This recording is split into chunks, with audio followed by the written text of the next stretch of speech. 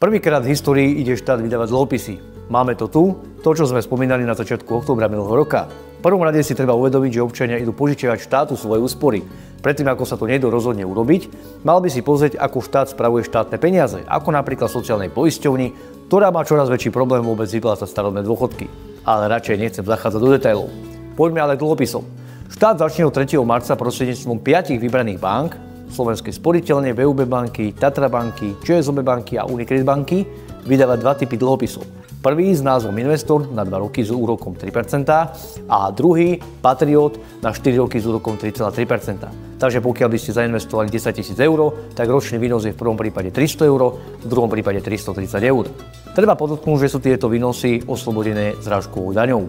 Štát, teda vláda, si od toho sľubuje, že vyberie takmer 400 miliónov eur, ktoré majú pomôcť našej krajine, no uvidíme, kde nakoniec vybrané eurá skončia. Necháme sa prekvapiť. Štátne dlhopisy sú konzervatívny nástroj investovania a je len minimálna šanca, že by investori o svoje investície prišli.